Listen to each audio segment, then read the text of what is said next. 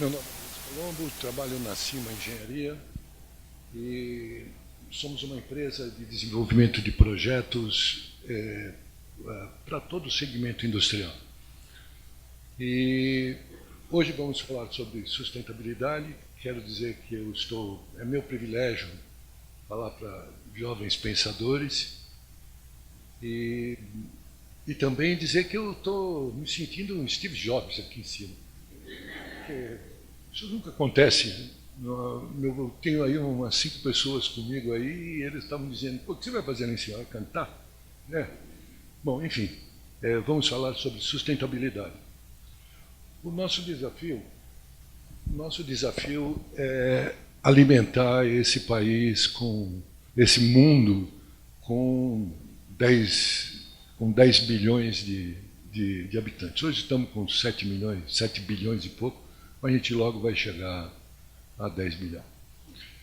E o que nós temos? Nós temos só um planeta para fazer isso, não tem mais. É o planeta. A gente não tem um outro planeta para ir atrás, não temos outras coisas para acontecer, não temos nada. Nós temos um planeta para resolver isso. Esse planeta tem seus recursos, tem recursos que a gente chama de finitos e recursos que a gente chama de renováveis. Então a gente tem que trabalhar com cuidado, tem que alimentar com igualdade, tem que alimentar com quantidade suficiente. E a taxa o nosso mundo vem crescendo aí, a população vem crescendo a uma taxa de 2,3, 2,5 habitantes por segundo. Então, desses recursos que a gente tem, a gente precisa ver o que a gente pode fazer de melhor.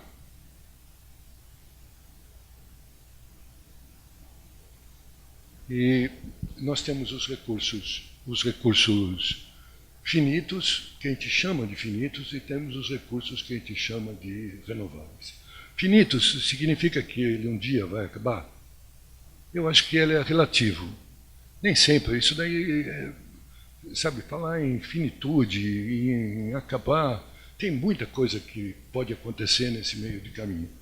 Talvez ele não acabe, porque à medida que a gente for incentivando técnicas de reuso, de reciclagem, a gente vai aumentando essa vida útil.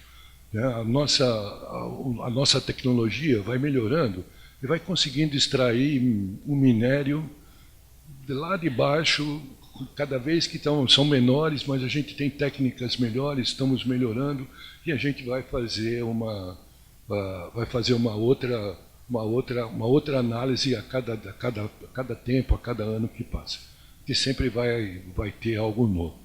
Mas ele é finito, quer dizer, eu tenho 10 bilhões de gramas de ouro.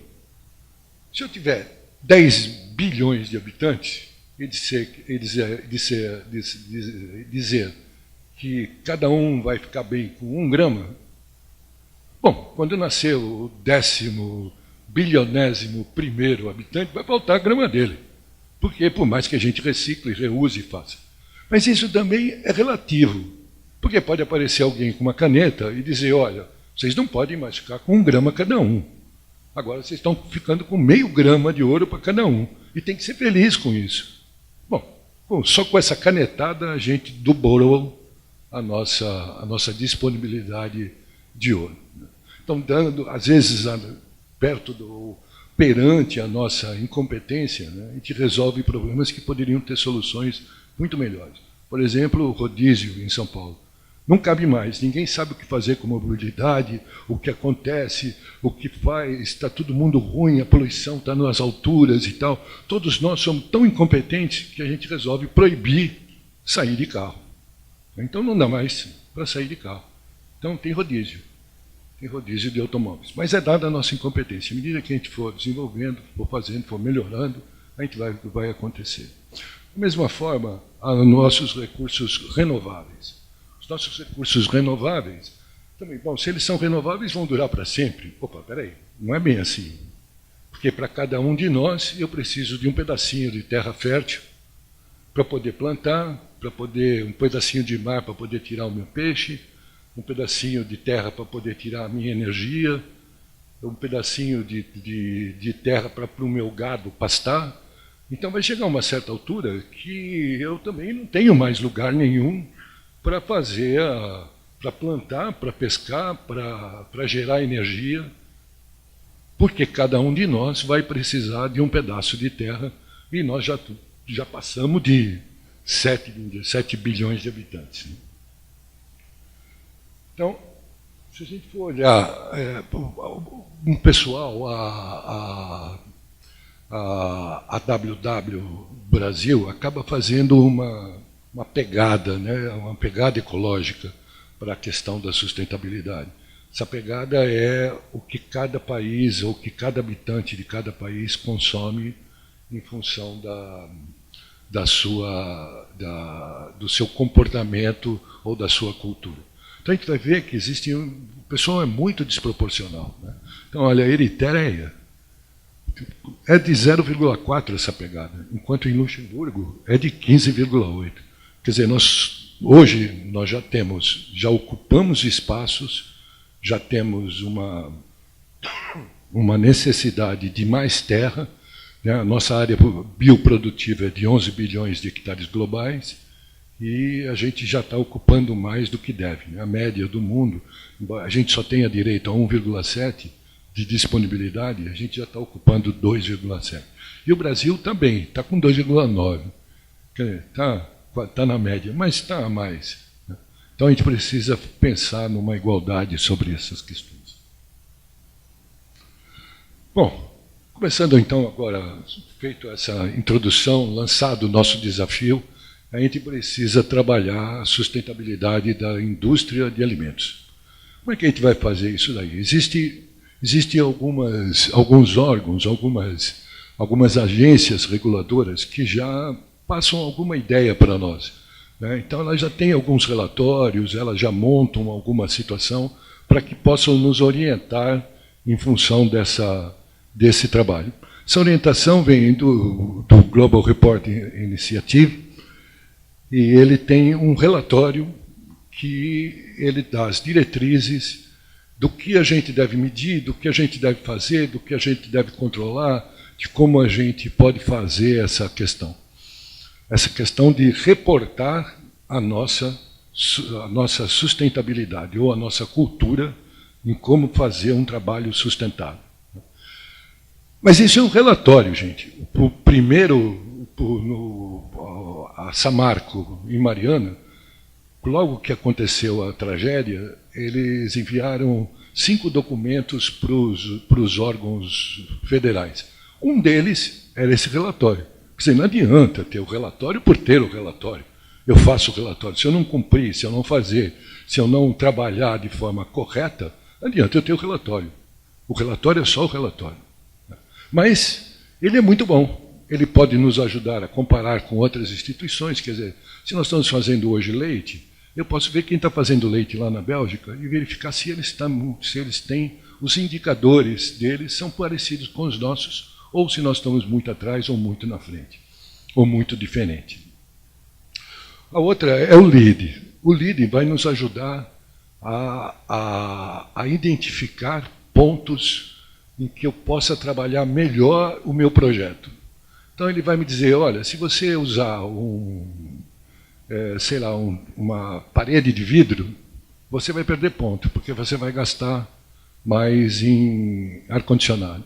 Se você usar um material de construção que está no Rio Grande do Sul e a tua obra está no Rio Grande do Norte, você também vai perder ponto, porque você tem que usar o material que está lá no Rio Grande do Norte, né, o lugar mais próximo para as suas avaliações. E tem, por exemplo, também o PBPQH, que é um programa brasileiro, né, de qualidade e produtividade do habitat na construção civil. Então, ali ele vai reger perdas, ele vai mostrar certos indicadores de como você controla, como você gerencia melhor as suas obras. Então, os benefícios do relatório do GRI são esses daí. Credibilidade, manutenção de licença para operar, são documentos que durante a fase do projeto e durante a operação da fábrica, vocês vão ter que divulgar, vão ter que fazer isso normalmente. Mas eles são uma orientação, eles vão dar o nosso caminho para isso tudo. O LEED é um sistema de pontuação, né? Como eu havia dito. Então, se vocês tiverem, por exemplo, controle de energia e atmosfera muito bem, vocês recebem 35 pontos. Quem receber de 60 a 79 pontos ganha uma certificação ouro. Quem passar disso ganha uma certificação platina. E com isso também a sua obra, o seu projeto, o seu edifício, posso falar isso no edifício, posso falar isso na fábrica, ele vai ficar melhor, ele vai ficar mais atraente a todo mundo. E tem a engenharia, né? A engenharia, que é onde a gente trabalha, é aquela que vai fazer, que vai nos orientar, que vai dar todos os meios, é onde vocês vão estar trabalhando, é onde vocês vão conseguir, através da sua cultura, dos seus ensinados, dos seus ensinamentos, fazer a coisa. Ela é composta, né, por um sistema de coordenação, processos, sistemas e equipamentos, civil, elétrica, controle, instrumentação e tubulação. Todo mundo, cada uma dessas competências, vão gerar um trabalho mais sustentável. Na elétrica, se você trabalhar com lâmpadas de LED, vai economizar energia. A arquitetura, nossa, a arquitetura tem um monte de coisa para fazer. Ele pode trabalhar melhor ventilação, pode trabalhar melhor iluminação natural. O pessoal da mecânica, de sistemas e equipamentos, pode encontrar os equipamentos mais adequados, mais simples, mais eficientes. O pessoal de controle e instrumentação, hoje em dia, se falar em instrumentação, não falar seria uma bobagem, né? Ele está aí, ele vai fazer e vai acontecer. Tubulações, né? Mesmo na tubulação, escolher o melhor material de tubulação que você pode, que você deve usar. Todas essas competências são importantes para um trabalho mais sustentável. Nós só vamos falar do processo, da parte de processo. Na parte de processo ainda vamos nos manter em alimentos e ambiental. Mas todo o resto contribui, todo o resto é parte de um trabalho sustentável. Agora nós vamos ver uma visão holística, vamos dar uma visão mais global disso tudo, né? Onde tem trabalho a fazer. Olha, nós temos aqui uma cadeia de valores, mais à esquerda é o nosso plantio, é a área rural, e mais à direita é a mesa do consumidor. Então nós vamos trabalhar esses 10 princípios de sustentabilidade. Onde está iluminado é onde a gente vai ter problema muito sério, ou onde a gente ainda tem problemas a resolver. Então, sei lá, na área de processo industrial, que é o nosso foco, nós vamos trabalhar com acessibilidade alimentar, nós vamos trabalhar com fontes de abastecimento, nós vamos trabalhar com o processo, com as condições de trabalho seguras, com a embalagem, com o desperdício de produção, com os canais de distribuição também do nosso produto. A análise econômica que a gente vai ter é como que nós vamos decidir entre uma situação e outra. Nós vamos decidir sempre com uma análise de custo mínimo. Numa simples decisão de diâmetro, qual é o diâmetro econômico, a gente pode encontrar duas curvas. A curva laranja é o custo da instalação. À medida que o tubo aumenta de diâmetro, ele custa mais caro. E a curva azul é o custo de energia. Quer dizer, se o meu tubo é maior, eu vou gastar menos energia para passar por ele. Quando eu somar as duas, a derivada deles, igualada a zero, vai me dar o custo mínimo, que é a curva cinza. Toda proposta vai ter essa equação de valor, toda. Seja para decidir um equipamento, seja para decidir um simples tubo, seja para decidir qual a espessura de isolamento de um equipamento, toda vai ter uma equação de valor e o custo mínimo é o de maior atração. Nós vamos falar sobre exergia também. Eu vou colocar dois conceitos, a irreversibilidade e a disponibilidade de energia. Aqui eu faço alguns equacionamentos, mas eu acho que depois quem tiver interesse vai atrás dessa situação. Mas irreversibilidade é o que passa, vamos dizer assim, é o quanto me distancio de um processo reversível na termodinâmica. Então, um processo reversível é aquele que vai e volta, quase que um moto perpétuo, né? Vamos chamar assim. Então, Aí a irreversibilidade em qualquer sistema, em qualquer processo, é quanto que eu me distancio dessa questão. Se eu tiver se tiver que analisar duas situações diferentes, eu vou certamente ter um número de irreversibilidade para um e para outro. Aquele que tiver uma irreversibilidade maior é a pior situação. E a exergia, que é a nossa disponibilidade, é a quantidade de energia em relação ao nosso sistema meio ambiente. Tá certo? Então, quer dizer, não é a quantidade de energia máxima ou a quantidade de energia que eu gastei, era aquela que eu poderia usar, que é aquele estágio onde eu estou, para o estágio do meio ambiente. Aí aqui eu faço alguns equacionamentos, mas mais para definir o que é irreversibilidade e o que é exergia. São trabalhos em cima da segunda lei, da primeira lei e segunda lei da termodinâmica. Aqui, o que a gente pode dizer é que a quantidade de energia sempre se conserva no processo real. Ela sempre se conserva. Né? Ou uma parte vai para realizar o trabalho que eu quero, outra parte eu jogo fora do ambiente, mas ela sempre se conserva. E a qualidade delas, né, que é representada pela segunda lei na termodinâmica, sempre cai. Eu sempre tenho um problema com ela. Então, se você imaginar lá no quadro à esquerda, vocês vão ver que eu tenho sempre uma exergia destruída, mesmo num fluxo de energia através de uma parede, de um trocador de calor, de um forno. Eu tenho uma entropia gerada e tenho uma energia destruída. E aqui desse lado vocês vão ver um balanço num diagrama, que é a produção de óleo de palma. Nessa fábrica, o que os caras têm? Os caras vão produzir biodiesel através de óleo de palma. Então, se eu pegar o rendimento exergético dessa instalação, pegar e dividir qual o fluxo de energia do biodiesel com a soma de todos os fluxos de energia que eu introduzo no meu processo, eu vou ter um rendimento de 67%. Mas eu poderia ainda vender glicerol mais água, eu poderia achar um motivo para o ácido graxo que está perdendo, eu estou jogando água fora, e eu tenho necessariamente uma destruição de exergia. Então, se eu pegar e somar todos esses outros, eu vou passar o meu rendimento exergético para 80 e tantos %.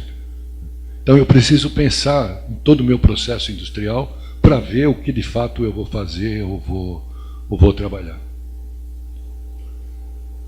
O lugar onde a gente vai buscar inspiração.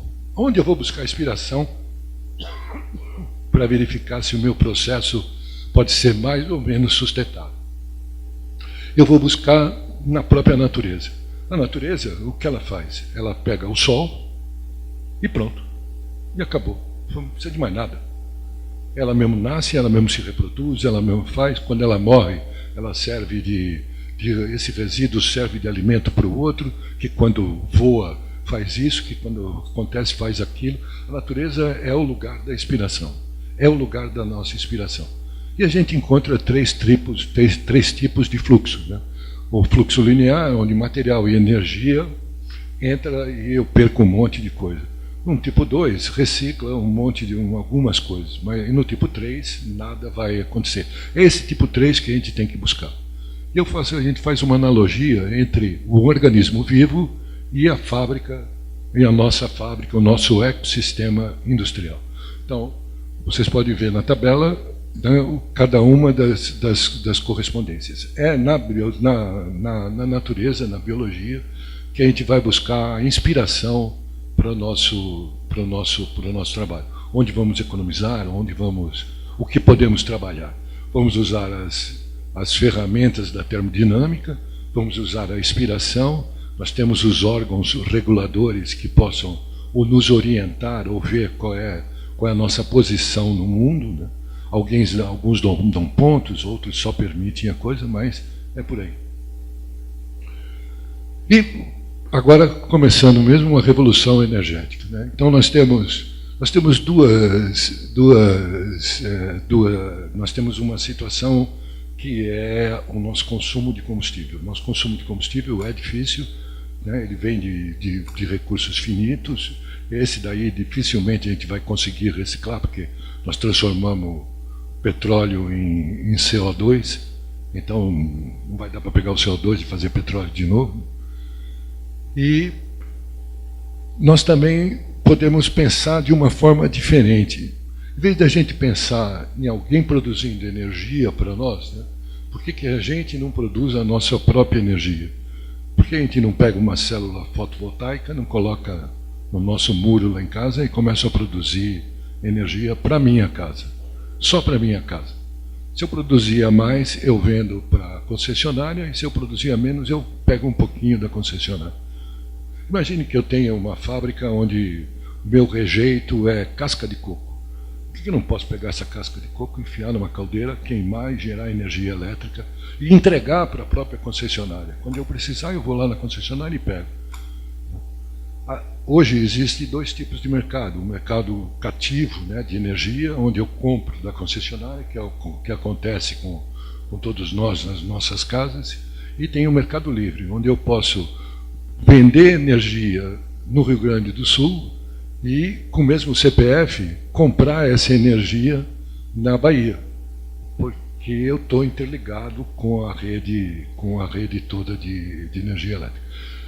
Antigamente, ou algum tempo atrás, pouco tempos atrás, quer dizer, então isso daí dá um novo conceito, né? Eu não quero mais aquelas instituições jurássicas lá comandando a energia elétrica, ter que investir numa Itaipu, no Monte Belo. Não, eu quero todo mundo gerando energia, cada um gerando a sua, ligando com a rede, e o negócio vai dar certo. Então, antes era um pouco difícil da gente queimar sólidos, porque eu gerava muito microparticulados, eu gerava uma série de outros poluentes, tipo óxidos de nitrogênio, CO, CO2, etc. Hoje, com o advento da instrumentação, com a melhora da instrumentação, com o reciclo de gases de combustão, eu consigo ter um trabalho muito bom, ou pelo menos não muito poluente, com caldeiras de biomassa. Mas ela é cara, ela é muito cara. Se eu pensar em queimar, se o meu produto, se o meu combustível não for um rejeito da minha fábrica, não for alguma coisa que está sobrando ali, eu vou gastar muito dinheiro para fazer uma caldeira dessa e vai me custar 31 centavos de dólar por quilowatt, e a minha companhia elétrica, a minha concessionária, está comprando só por 12 centavos de dólar. Então vai sair mais caro, não vou conseguir fazer. Então, quer dizer, não vou conseguir ser atrativo, né, atraente. Quais as potencialidades em sustentabilidade? Nós precisamos trabalhar também aqui uma questão. Nós estamos fazendo um projeto industrial, está começando. Não temos nenhuma. Não é uma pequena reforma, é um negócio novo. Eu tenho que pensar em onde vou pôr o restaurante, eu tenho que pensar onde eu vou pôr a minha caldeira, eu tenho que pensar onde eu vou pôr as fábricas, as ruas e etc. Eu tenho que pensar dessa forma, de uma forma bem abrangente, sabe? Uma forma onde eu evite, por exemplo, eu já fui em refinarias, refinaria de petróleo, onde o lugar onde eu ia era 3 quilômetros do restaurante. Pô, na hora que eu terminar de fazer meu trabalho, eu tenho que andar 3 quilômetros para chegar no restaurante debaixo do sol. É um negócio assim fantástico, né? Mas porque o restaurante é lá. A refinaria tem 7 quilômetros de tamanho. Onde eu estava 3 quilômetros da refinaria.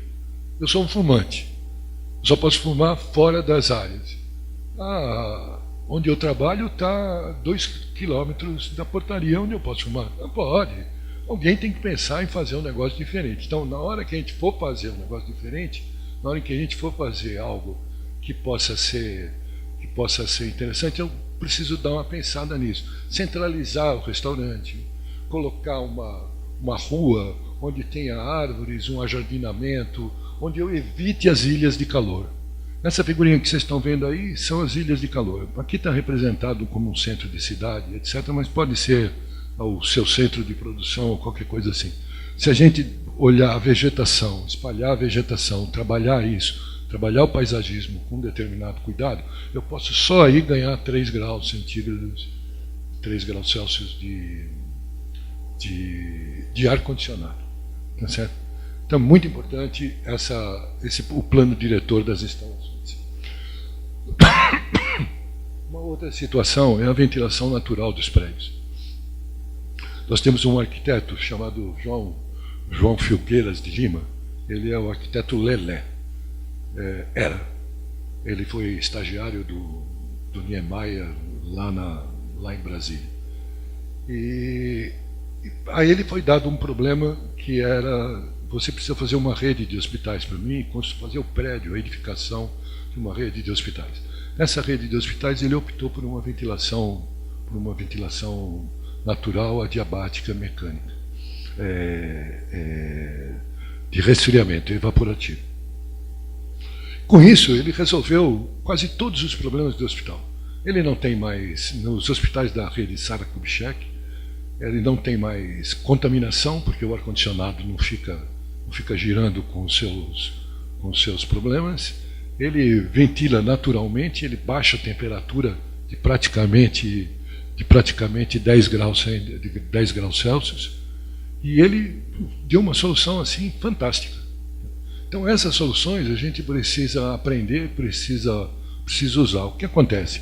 Ele passa o ar, ele puxa o ar para dentro do edifício em cima de uma lagoa, e ele puxa o ar e essa lagoa adiabaticamente transfere umidade, e a umidade relativa aumentando, eu diminuo a temperatura de bulbo seco.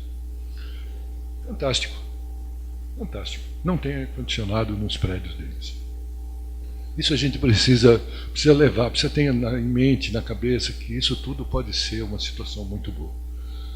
Outra situação é a iluminação natural.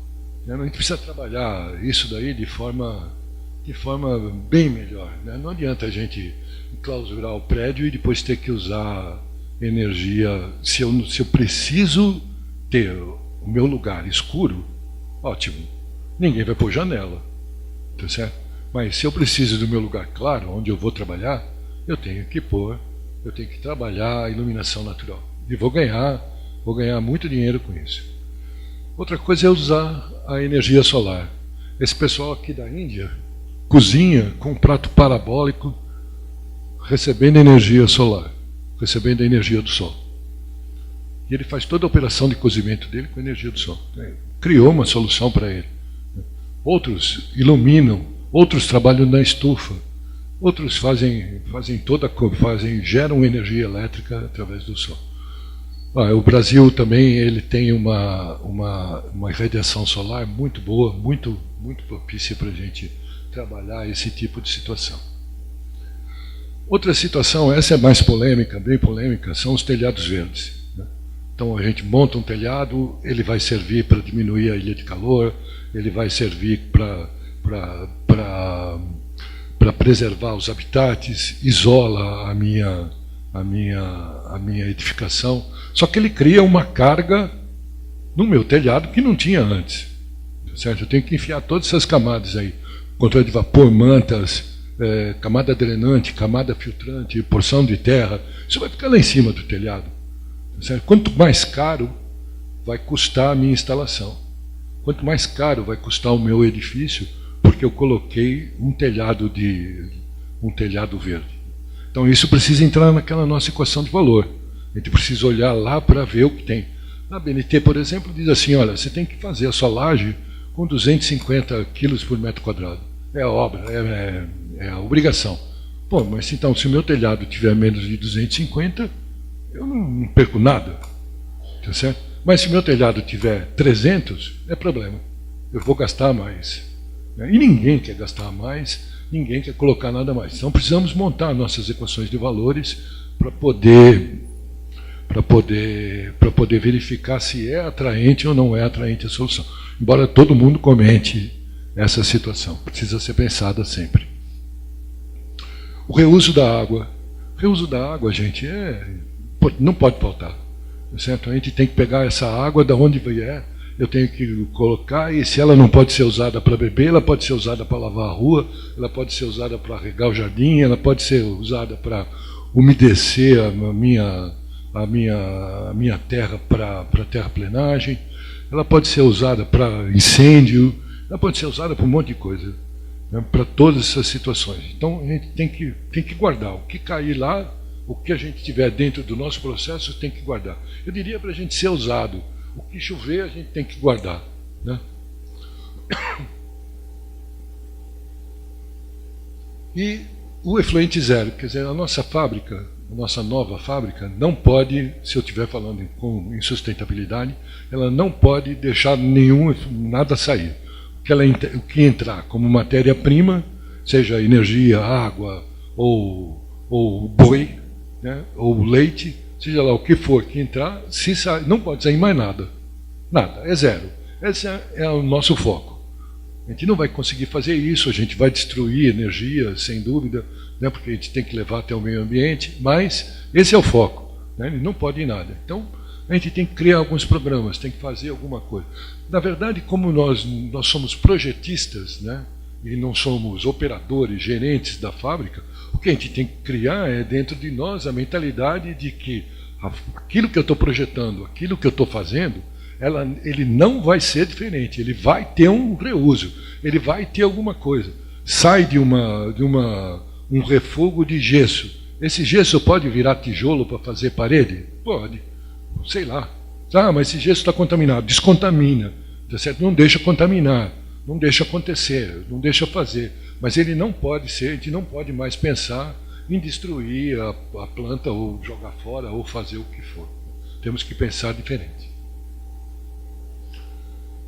E agora vem as nossas operações unitárias, o nosso dia a dia, né? A nossa situação que pode acontecer dentro de uma fábrica de alimentos. Quer dizer, aquelas outras potencialidades, a gente estava falando sempre num contexto mais geral, né? Eu tenho que economizar água, eu tenho que fazer um telhado verde, eu posso pôr uma iluminação muito mais adequada, mas agora tem o nosso dia a dia. Nosso dia a dia, então, a gente tem obtenção de matérias-primas, onde a gente vai buscar a matéria-prima, quanto mais próximo de nós, da nossa fábrica, melhor, né? Nós temos o transporte e armazenamento, como eu vou armazenar, eu tenho que armazenar com cuidado, com garantias de umidade e etc. Tenho que preparar a matéria-prima, né? Então todas essas questões a gente vai lançando aí. Por exemplo, a matéria-prima, se eu fizer várias tancagens ou várias situações onde eu possa trabalhar melhor a homogeneidade do material, ele vai ser mais fácil de eu fazer o controle lá na frente, de eu conseguir ter operações mais ajustadas na frente, porque eu sei, olha, o BRICS desse tanque é tanto, do outro é tanto, posso misturar esse com aquele, posso fazer, mas eu vou ter um controle melhor dessa instalação. As operações de redução de tamanho também, muitas dessas operações estão na mão, são mais fáceis da gente achar uma solução mais adequada se eu for falar com o fabricante do equipamento. O fabricante do equipamento tem mais coisa lá, ele tem o seu laboratório, ele tem a sua questão. É um pouco mais difícil da gente conseguir, mas tem esse equipamento que é mais eficiente do que aquele outro, que é mais eficiente que aquele outro, e a gente pode montar uma tabulação, pode verificar qual é a irreversibilidade de cada uma das operações unitárias e então tentar fazer algo melhor. Mesma coisa na mistura. Transporte de produtos, centrifugação, ultrafiltração. Na ultrafiltração, né, osmose reversa ou coisa desse tipo, tem um rejeito de água que, por exemplo, sei lá, para cada 10 metros cúbicos, 3 metros cúbicos é rejeito de água. Puxa vida, eu preciso de 10 metros cúbicos para pegar 7 e para ficar e vou jogar fora 3. O que eu faço com esses 3? Sabe? Onde eu ponho? Eu não posso jogar fora. 3 metros cúbicos de água por hora? Nossa, é muita coisa. Onde eu vou pôr? O que eu vou fazer? Né? Nós temos que trabalhar essas ideias, trabalhar essas questões, verificar onde a coisa pode acontecer, o que pode acontecer. Aqui nós temos o branqueamento, esterilização, concentração. Aqui nós temos os evaporadores, por exemplo, acho que se encaixam aqui. Se encaixar o evaporador, eu tenho vapor vegetal, quer dizer, eu entro com um produto, soda cáustica, onde eu tenho que tirar boa parte da água que vem da minha corrente a montante, né? Eu tenho que tirar boa parte da água, e essa água eu estou gerando um vapor. Ela está na forma de vapor, é um vapor vegetal, quer dizer, chamamos de vapor vegetal, não de vivo, né? Não gerado de água boa, e que tem alto conteúdo energético. Ele pode fazer eu posso fazer um monte de coisa com eles. Inclusive, usar na própria instalação, fazer a própria compressão mecânica do vapor.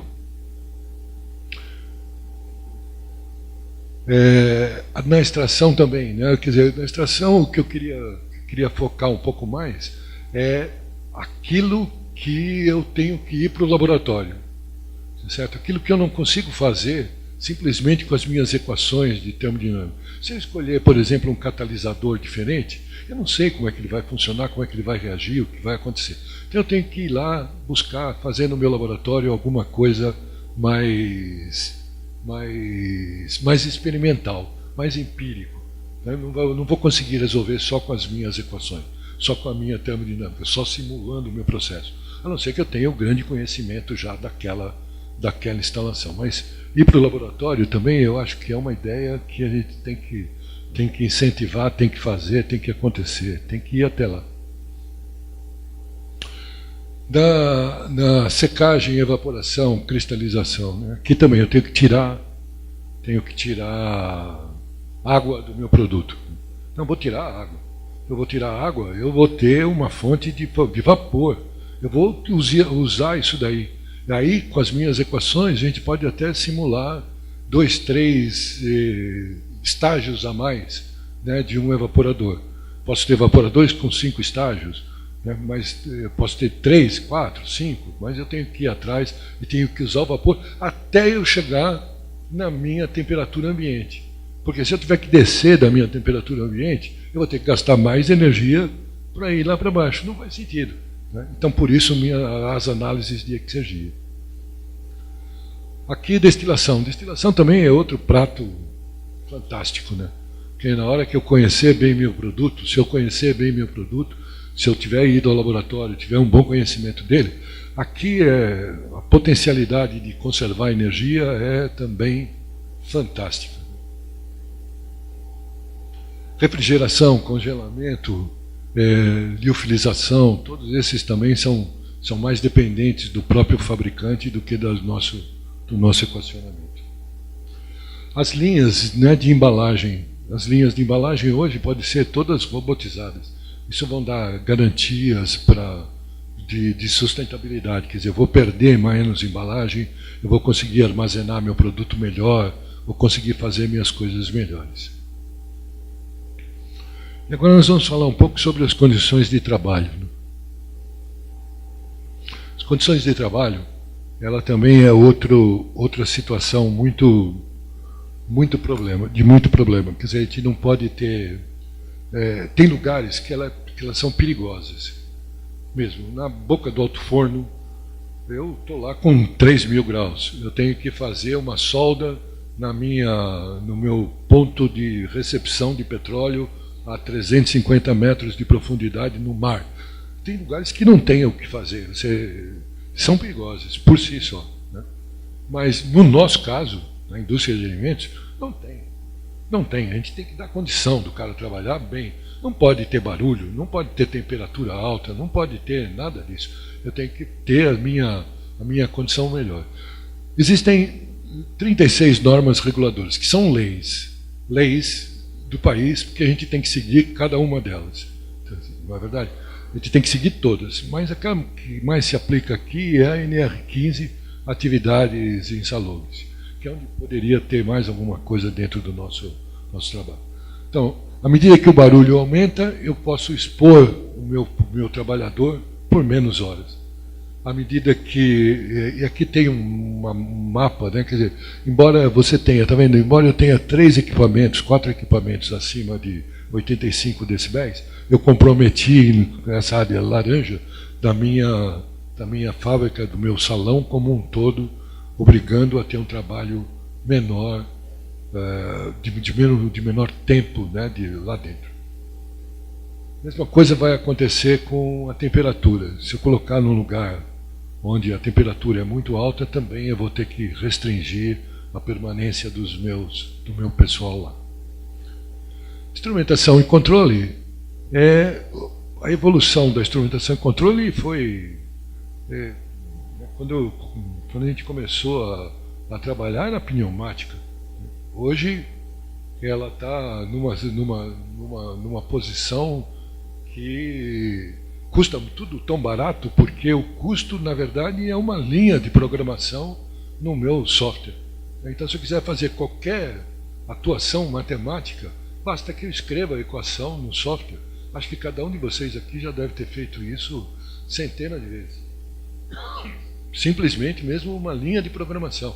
E isso resolve todos os nossos problemas. E ela avançou também. Ela saiu do estágio de controlar, né, a minha válvulinha, que à medida que a temperatura aumentava, eu fechava ou abria mais a válvula. Ela passou a controlar toda a fabricação.